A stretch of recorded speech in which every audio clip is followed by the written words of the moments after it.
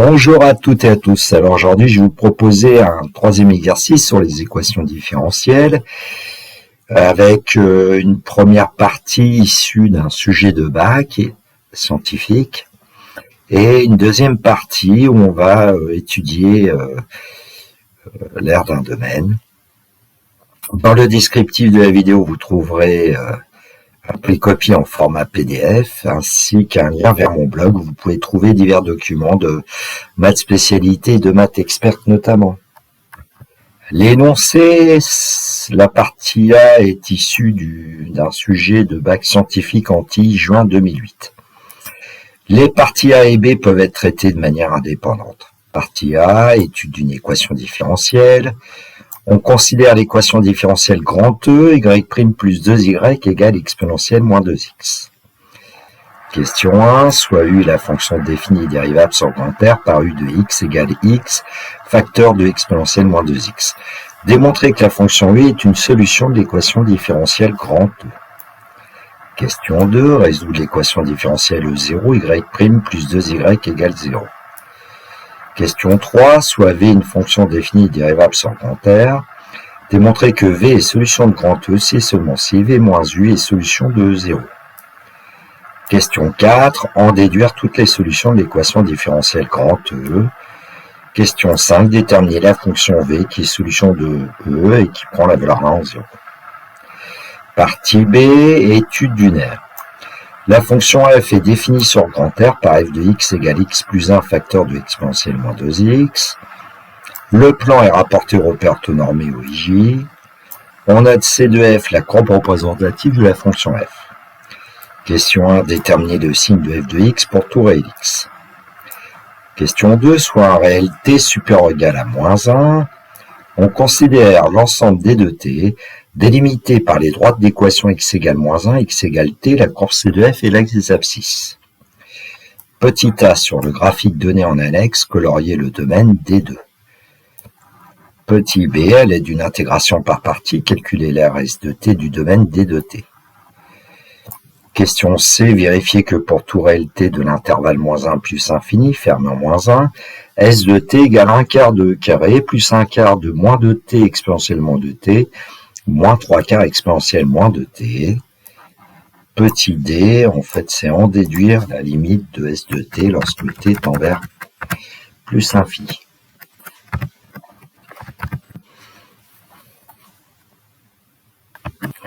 L'annexe en question, on a représenté dans le repère orthonormé OIJ la courbe représentative de la fonction f. Partie A, question 1, soit U la fonction définie et dérivable sur grand R par U de x égale x exponentielle moins 2x, démontrer que la fonction U est une solution de l'équation différentielle grand E. On rappelle ce que c'est que grand E. Et donc ici, on va dire que pour tout réel x,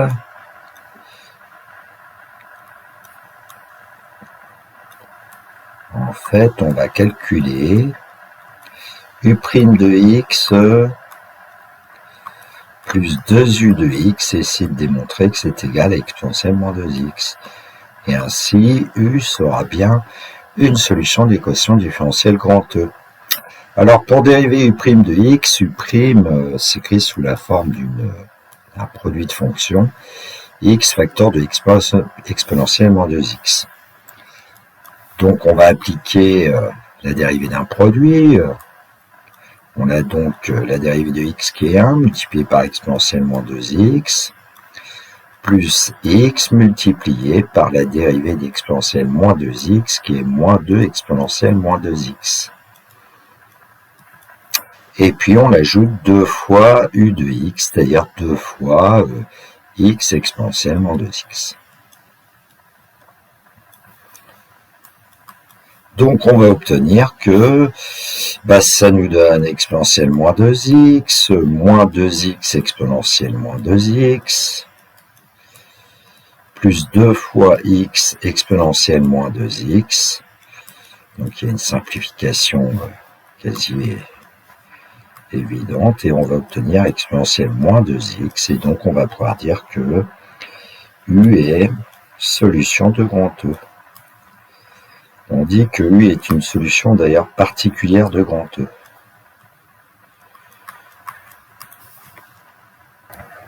Question 2, résoudre l'équation différentielle E0, y' plus 2y égale 0, et donc on modifie en fait E0, on dit que E0 c'est l'équation différentielle y' égale moins 2y, c'est pour se ramener à une équation différentielle connue du cours, y' égale à y, et ici avec a égale moins 2. Alors d'après le cours, G est solution de U0 si seulement s'il existe un réel C tel que G de x égale C exponentielle à x pour tout réel x, c'est-à-dire en fait G de x égale C exponentielle moins 2x pour tout réel x. Bon. Question 3, soit V une fonction définie dérivable sans grand R, démontrer que V est solution de E, c'est seulement si V moins U est solution de E0. Alors ici, on va essayer de travailler par équivalent. J'ai rappelé quand même ce que c'était que les équations différentielles grand E et E0. Donc la principale différence entre ces deux équations différentielles, c'est le second membre. Pour E0, c'est 0 et pour E, c'est exponentielle moins 2x. Bon, on va partir de V, solution de E, et dire ce que ça signifie.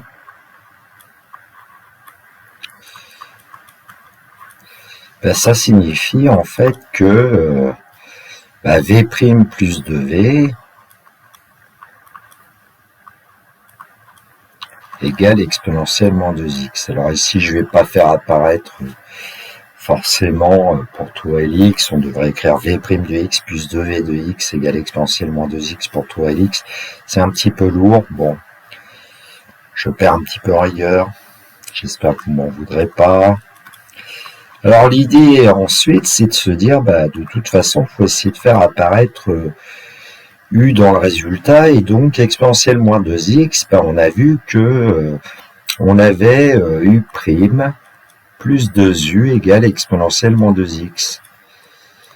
Dans une question précédente, et donc on va faire apparaître U' plus 2u. Ce qui veut dire que, alors là ici, ce que je vais faire, c'est que je vais m'arranger pour faire apparaître les dérivés dans le premier membre, et puis les fonctions dans le second membre. Bon, on va écrire 2 U moins 2V, par exemple. Voilà. Alors, une différence de dérivée, on sait que c'est la dérivée de la différence. Et puis ici, je vais mettre moins 2 en facteur pour avoir V en premier et U en second. Ce qui nous donne V moins U, dont on prend la dérivée, moins 2 fois V moins U. Alors j'ai dit moins 2, c'est plus 2, bien sûr, puisqu'on transpose égale 0. Et bien ça veut dire que V moins U est solution de U0. V moins U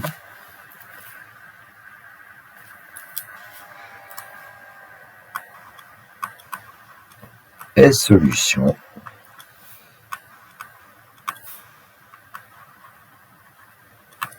de 0.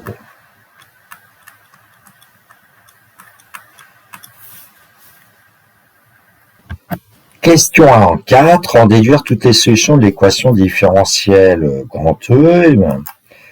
Nous, on a vu que V est solution de grand E, c'est seulement si V moins U est solution de 0. Et on connaît les solutions de 0. Et donc, on va pouvoir dire que quel que soit x appartenant à R, V de x moins U de x, c'est C exponentielle moins 2x. Donc, V de x égale C exponentielle moins 2x plus U de x. V de x, ça sera C exponentielle moins 2x plus x exponentielle moins 2x. Et en plaçant exponentielle moins 2x en facteur, on va obtenir V de x égale x plus C exponentielle moins 2x. Bon, je vous rappelle que C est une constante réelle.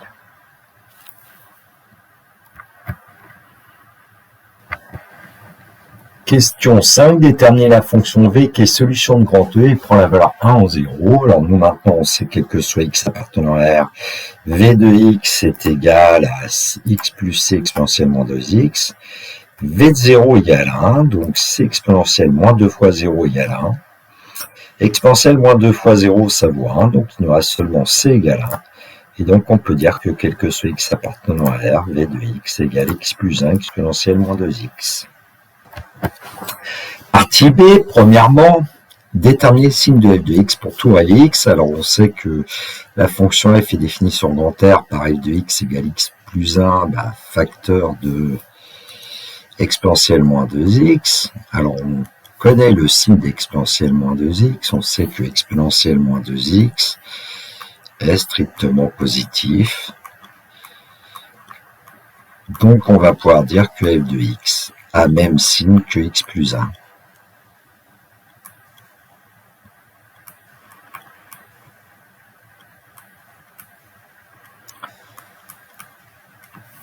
On va par exemple résoudre l'inéquation f de x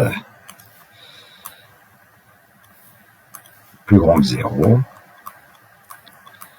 Cela veut dire que x plus 1 est plus grand que 0, c'est-à-dire que x est plus grand que moins 1. Bon, on va dresser un tableau de signes, avec x et puis f de x.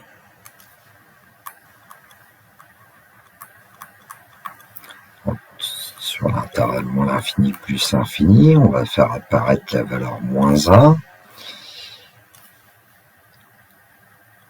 En moins 1, on va obtenir 0. F de moins 1 égale 0. Avec l'inéquation que nous avons résolue, quand x est plus grand que moins 1, f de x est plus grand que 0, donc on va pouvoir placer un signe plus, et donc, quand x est plus strictement inférieur à moins 1, f de x est strictement négatif, ce que vous pouvez constater sur le graphique d'ailleurs donné en annexe. Question 2a, sur le graphique donné en annexe 2, colorier le domaine D de 2. Alors on va d'abord reparler du domaine D de t, puisque c'est le domaine qui est délimité par les droites d'équation x égale moins 1 et x égale t. On disait dans le texte que t est un réel supérieur égal à moins 1. Et puis y est compris entre 0 et f de x. F est continu et positif sur l'intervalle moins 1 plus l'infini. Pour D de 2, il suffit de, donc, a priori, là, on va tracer, voilà, la droite d'équation x égale moins 1, à peu près, et puis x égale 2.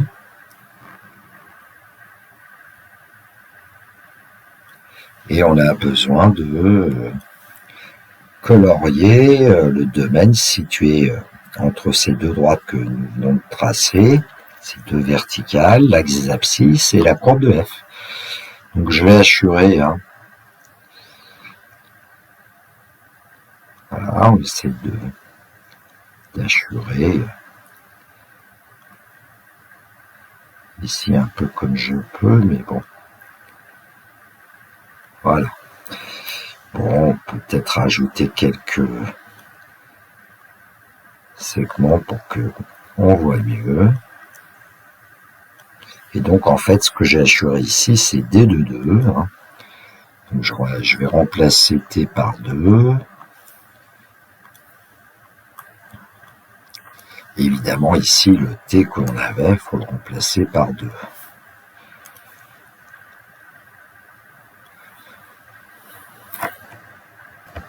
Question 2a, à l'aide d'une intégration par partie, calculer l'aire S de t du domaine D de t. Alors je vous ai rappelé ce que c'était que D de t, on l'a dit tout à l'heure.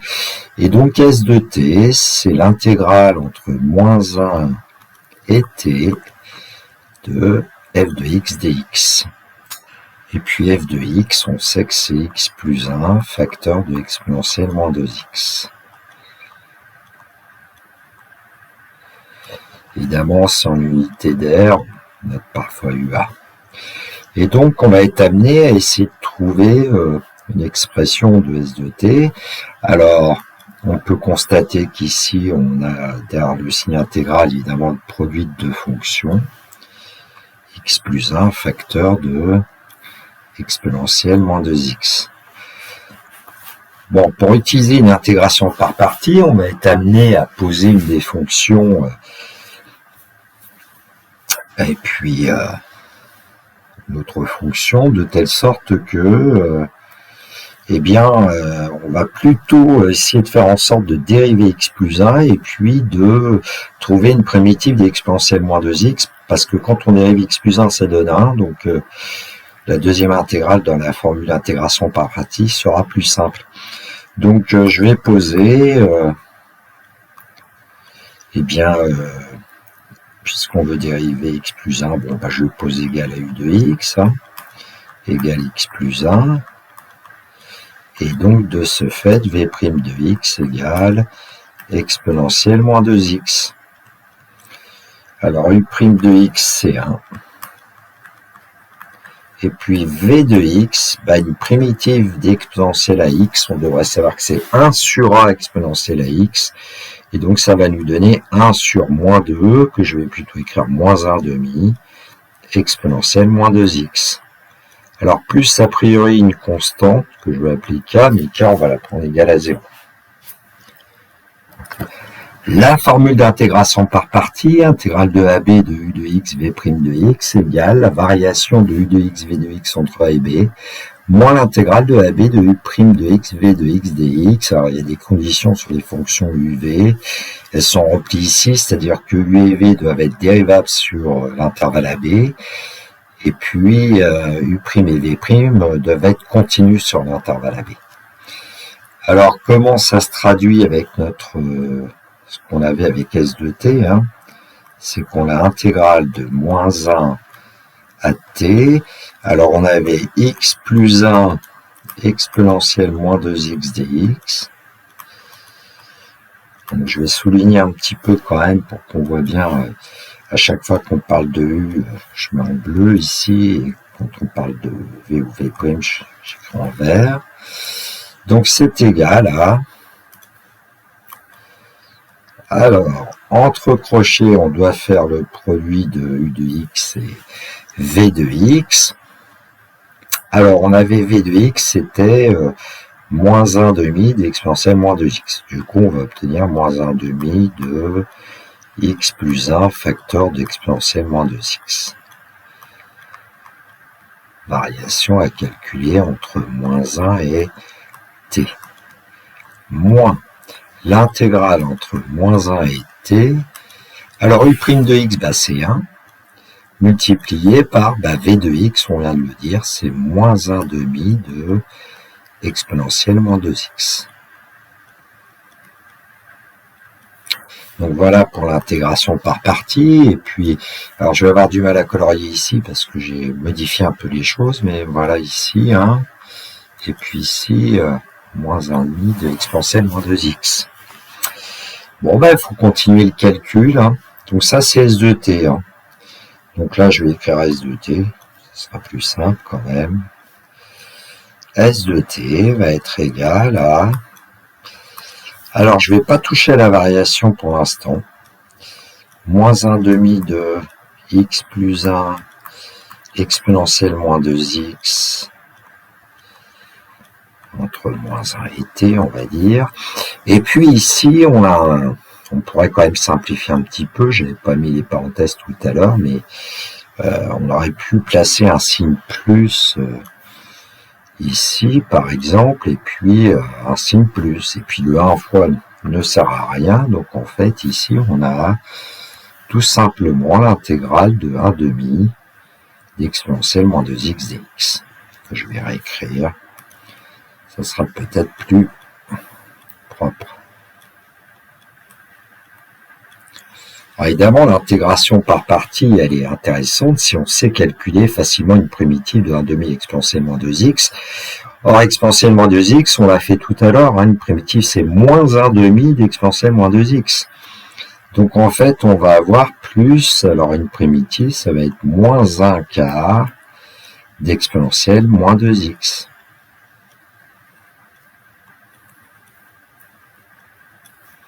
Bon, on peut vérifier, en dérivant cette fonction-là, on doit obtenir un demi de exponentielle moins 2x.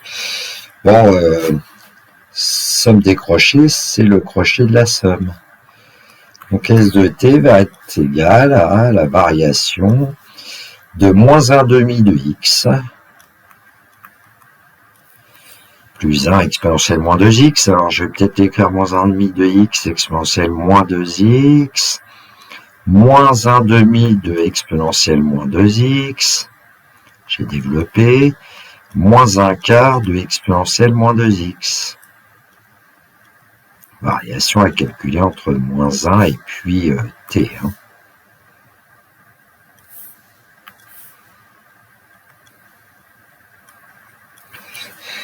Bon, on va réduire un petit peu cette expression entre crochets puisque on peut voir qu'il y a moins 1 demi d'exponentielle moins 2x, moins 1 quart exponentielle moins 2x, ça va nous donner moins 2 quarts, plus moins 1 quart, moins 3 quarts.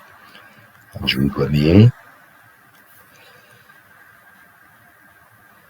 Donc ici, on va pouvoir écrire moins 3 quarts d'exponentielle moins 2x et on cherchera la variation entre moins 1 et t.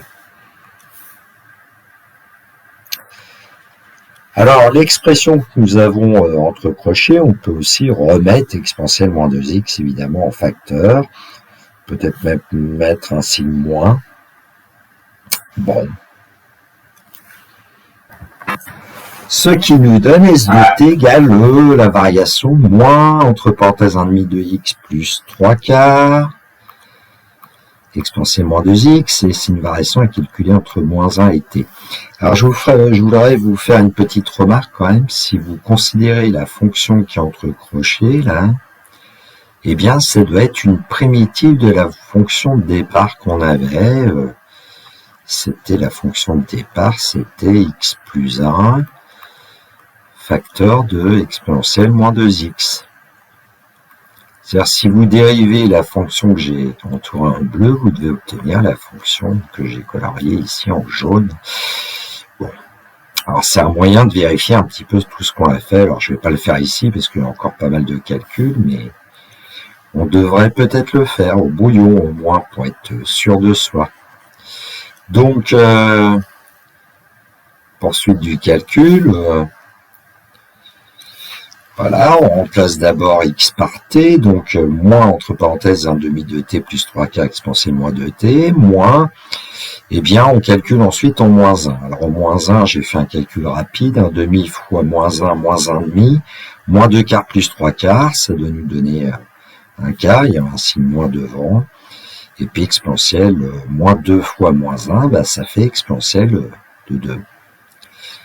Bon, ben, moins 1 quart exponentielle de 2, ben, je l'ai placé devant pour avoir un quart de carré, ou carré sur 4 si vous préférez, moins ben, 1 demi de t plus 3 quarts exponentielle moins 2t.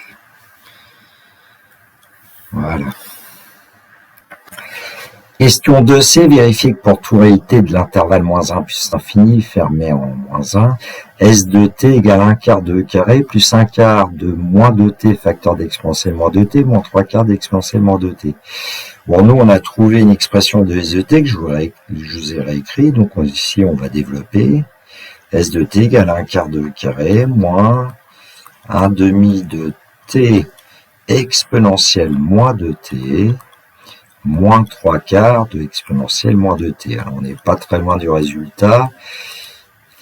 On a le premier terme, le troisième terme, c'est le terme central, le deuxième terme qu'il faut modifier un peu. Alors, est-ce que c'est vrai? Bah, S de t, c'est bien 1 quart de carré.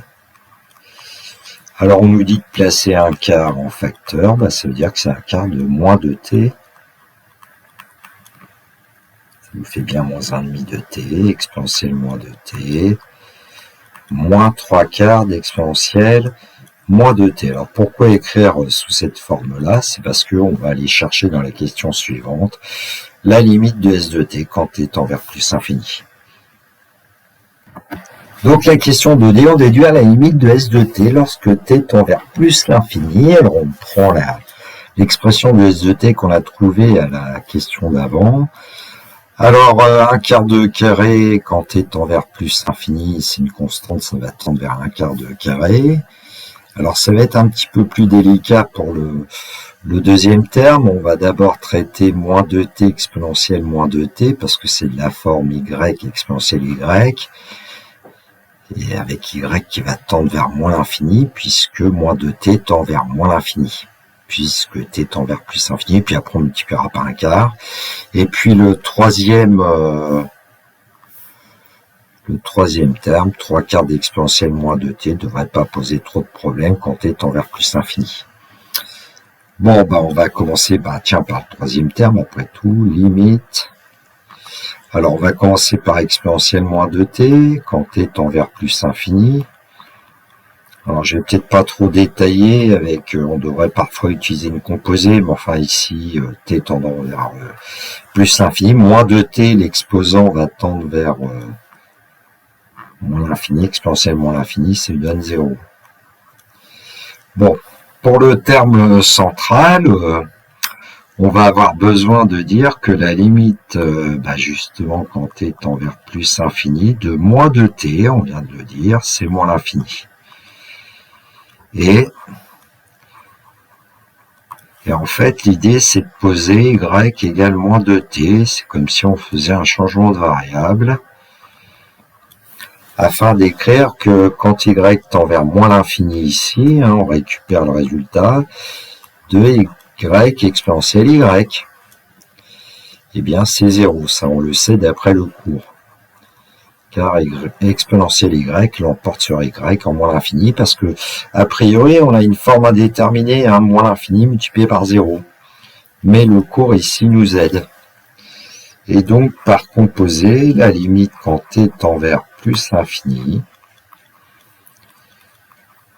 donc on remplace y par moins 2t, de moins 2t exponentielle moins 2t est égal à 0. Par composé. Donc, quand on va multiplier par un quart, on va obtenir encore 0 comme limite. Donc, le deuxième terme va tendre vers 0. Le troisième terme tend vers 0.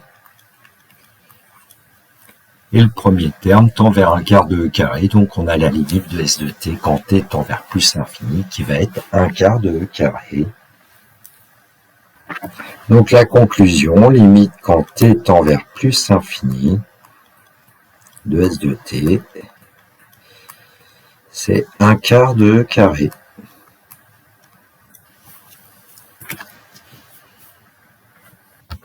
Cerise sur le gâteau avec le logiciel GeoGebra, donc j'ai effectué une construction, on reconnaît la courbe de f dans la zone graphique.